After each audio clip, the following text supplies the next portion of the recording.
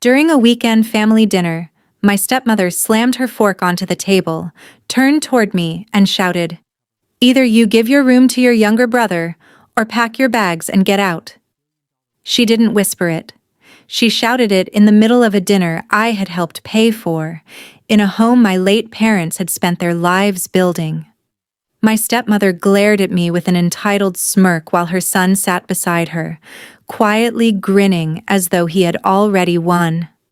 My late father's memory had been erased from those walls, replaced by nothing but greed.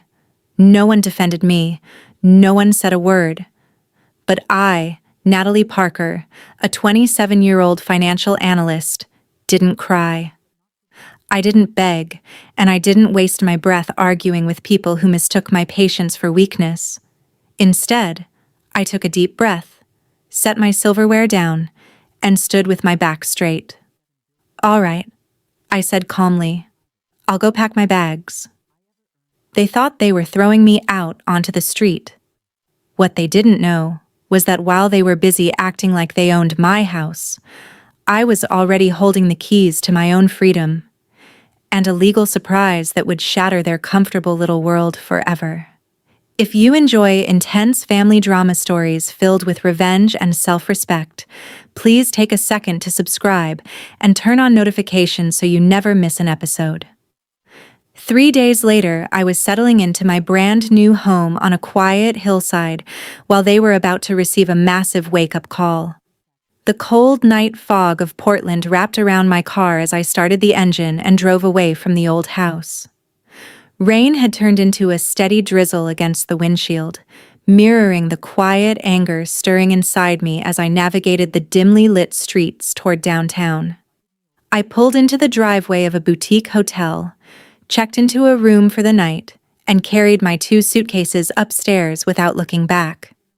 Once the heavy oak door clicked shut behind me, the suffocating noise of my stepmother's greed finally disappeared into complete silence. I sat on the edge of the queen-size bed, kicked off my shoes, and opened my laptop on the desk, determined to take complete control of my life.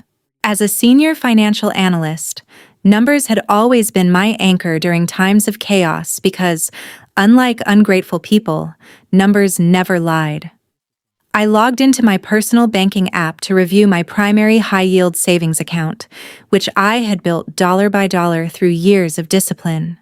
The screen displayed a balance of $212,000, a sum I had managed to protect, despite spending the past 2 years covering nearly every household expense.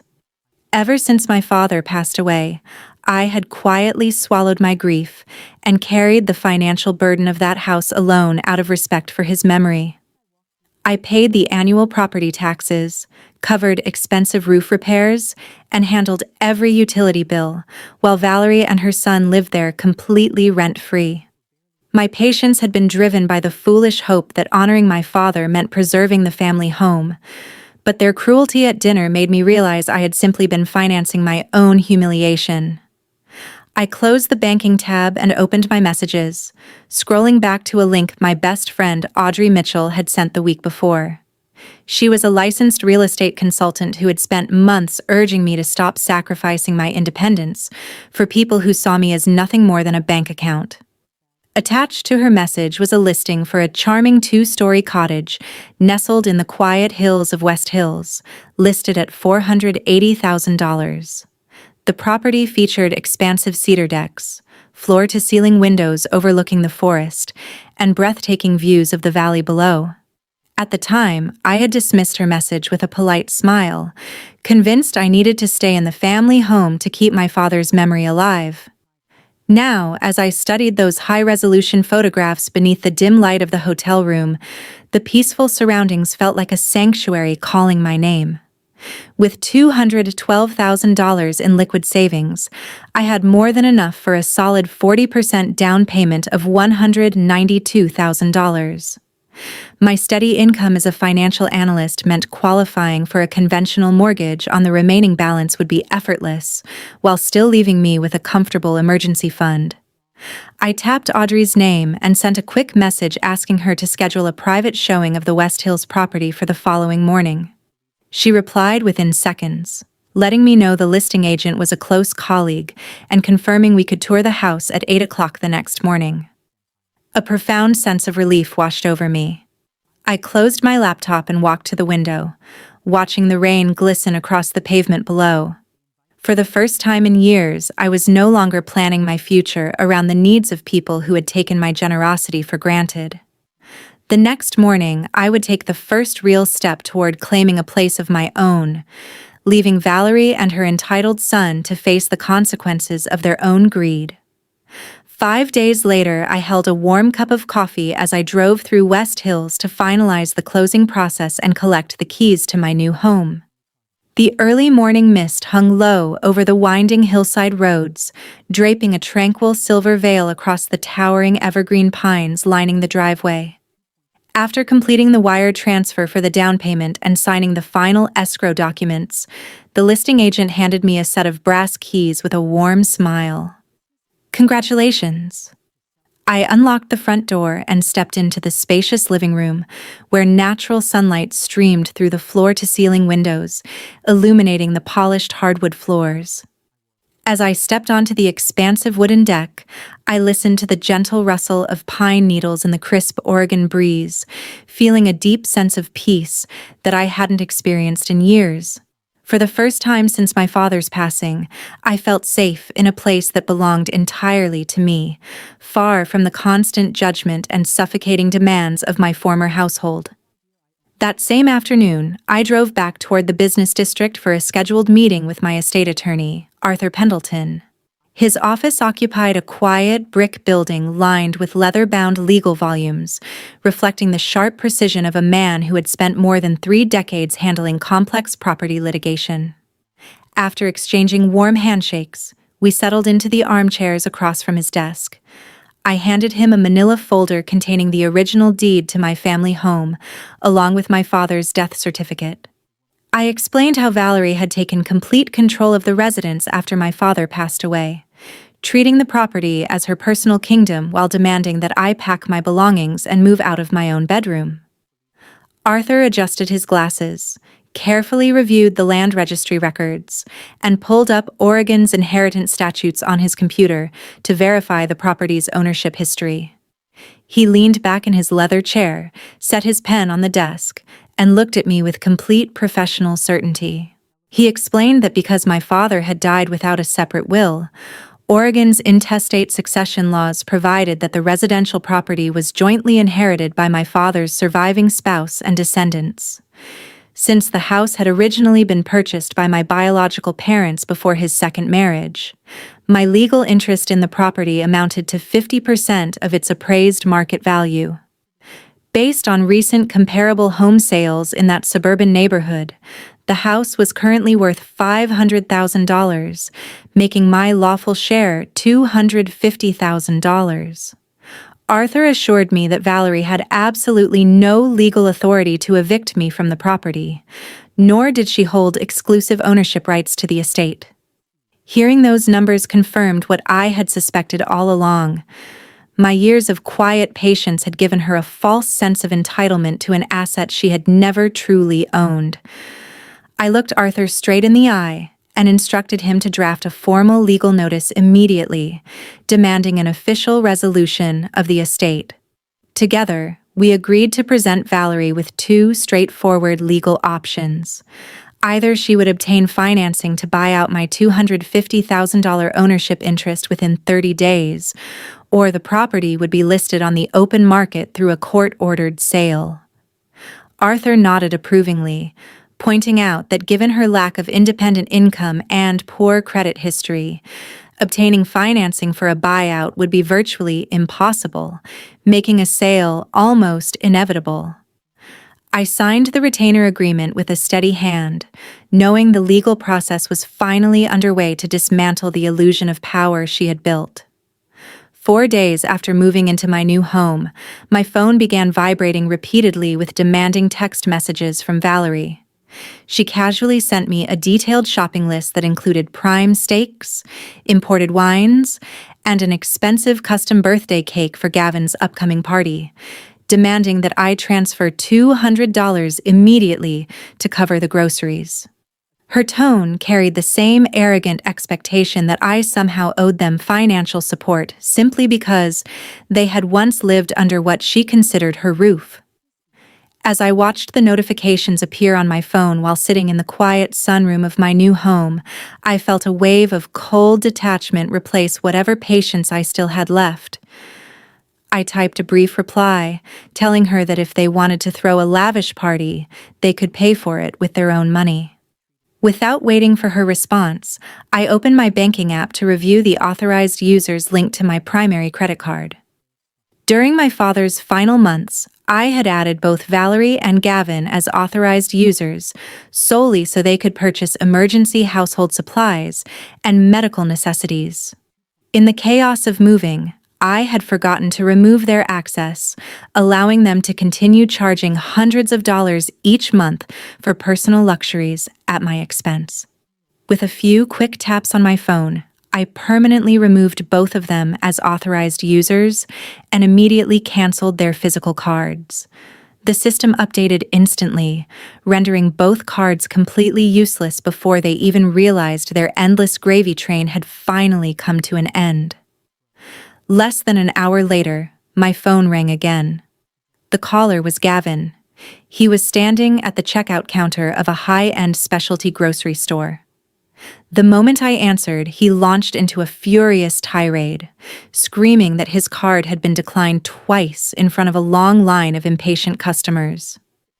He demanded to know why I was sabotaging his birthday party and insisted that I fix the banking glitch immediately so he could pay for his luxury purchases.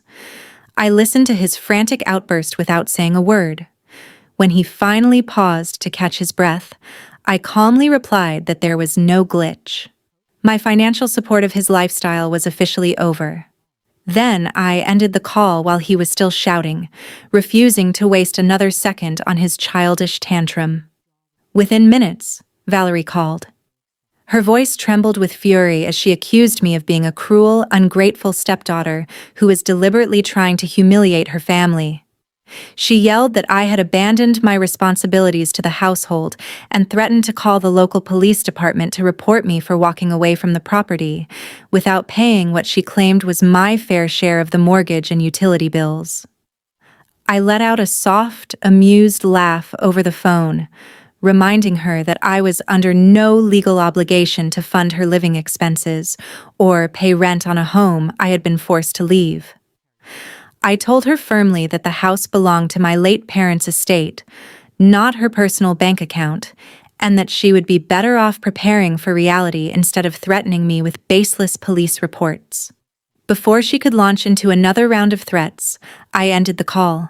I never mentioned that Arthur had already arranged for a formal legal notice to be delivered to her front door that very afternoon. On a rainy Thursday afternoon, as raindrops tapped gently against the window panes, the certified letter from Arthur's law office was delivered directly into Valerie's hands.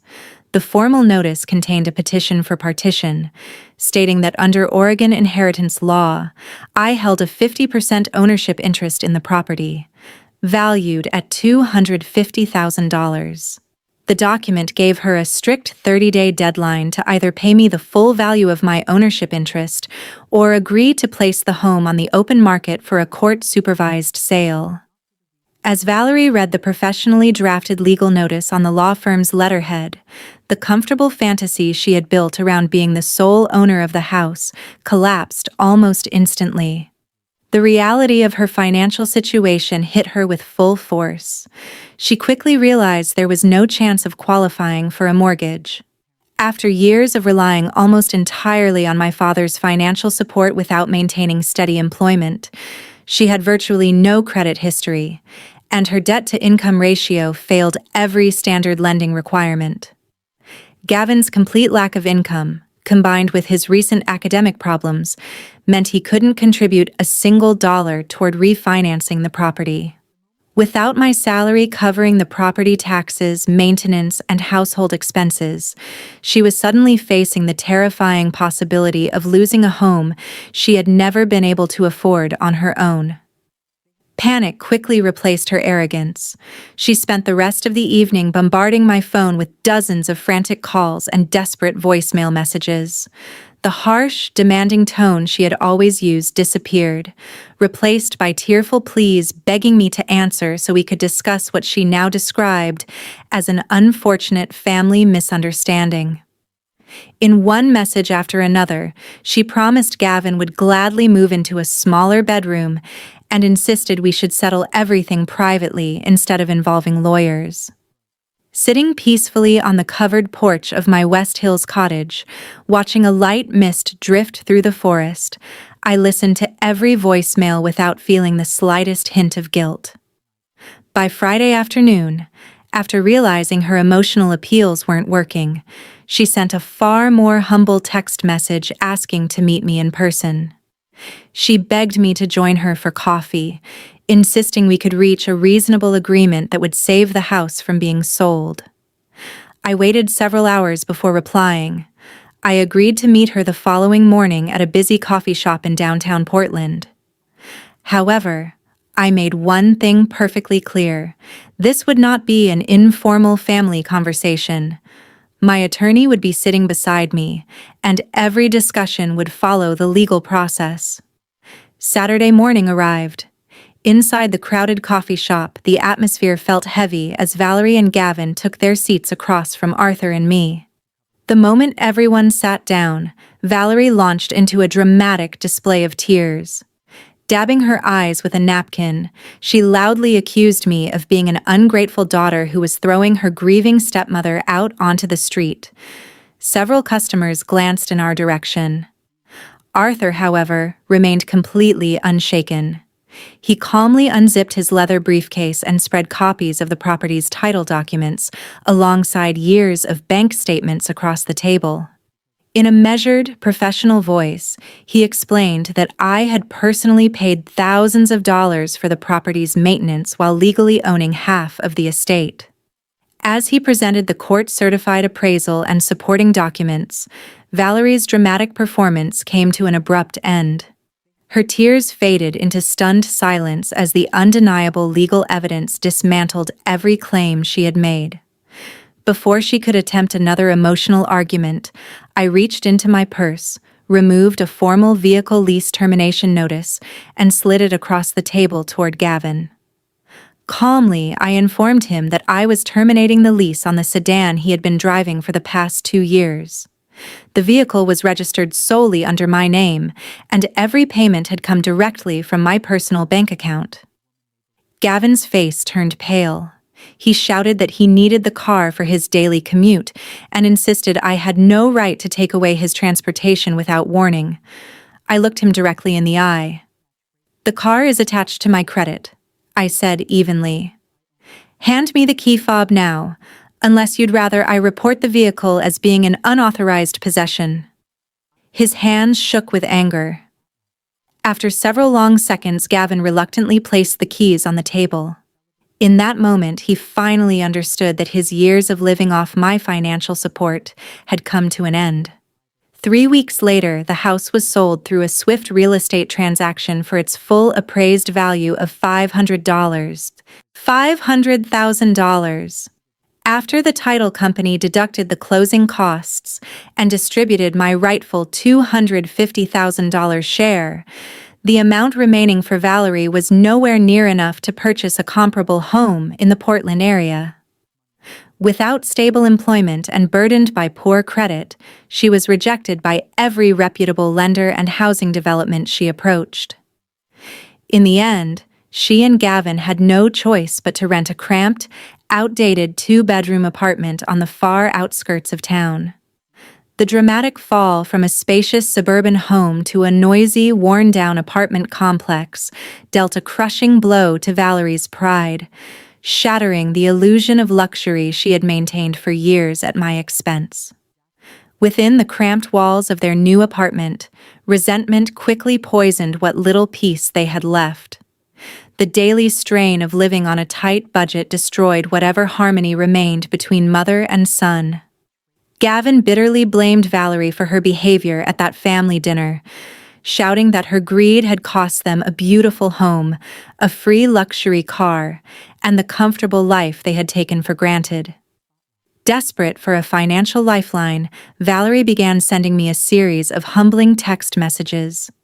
She begged me to provide a monthly allowance to help cover their rent and pleaded for forgiveness, wrapping her requests in the language of family loyalty and reconciliation. From the comfort of my peaceful home, I read every desperate message without feeling a trace of remorse. Then I tapped the settings icon on my phone and permanently blocked both her number and Gavin's, cutting the final thread that connected us. 3 months later, warm morning sunlight broke through a layer of mist, illuminating the spacious yard surrounding my hillside home. I sat on the expansive cedar deck with my best friend, Audrey Mitchell, enjoying fresh coffee while taking in the panoramic view of the Portland Valley below. The crisp mountain air carried the scent of pine, replacing the lingering anxiety of my past with a deep and lasting sense of peace. Audrey smiled as she adjusted her sunglasses. "You look like a completely different person," she said. "I've never seen you this happy."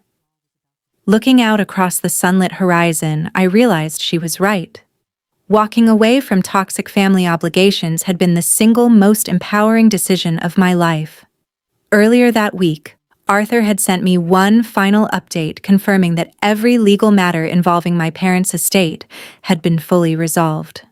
Through his professional contacts, he had also learned that Gavin had withdrawn from college after losing the financial support he had always relied upon. He was now working full-time as a restaurant server just to pay his bills. Valerie was struggling as well. She had taken exhausting night shifts as a retail cashier simply to keep up with the monthly rent on their small apartment. Without my father's financial support, and without mine, the reality of everyday expenses had shattered the entitlement they had carried for so many years. Their shared apartment had become a constant battlefield, with each of them endlessly blaming the other for losing the comfortable lifestyle they had once enjoyed. As I listened to Arthur's final update, an overwhelming sense of closure settled over me. I had honored my late parents in the best way possible. I had protected the legacy they worked so hard to build, refusing to let greed destroy my future or compromise my self-respect. By standing firm against emotional manipulation and establishing unwavering legal boundaries, I had reclaimed both my financial independence and my dignity. My father's legacy had never been intended as a source of endless comfort for ungrateful relatives. It was meant to give me the opportunity to build a safe, honorable, and independent life of my own. Sitting in the warmth of the morning sun, surrounded by the quiet beauty of nature, I knew my parents would have been proud of the strength I had found within myself. I took a slow sip of my coffee, feeling completely free from the weight of my past. I knew I would never look back. I had adopted a firm policy of complete no contact, ensuring that no manipulative messages or insincere pleas would ever disturb the peace I had worked so hard to create. My life was no longer defined by the way I had been treated. It was defined by the quiet confidence of a woman who knew her worth and protected her boundaries without apology. From that day forward, my energy would be devoted to advancing my career, investing in genuine friendships, and enjoying the peaceful home I had earned through my own resilience. With my head held high, I embraced the limitless possibilities of a future built on freedom, self-respect, and lasting peace.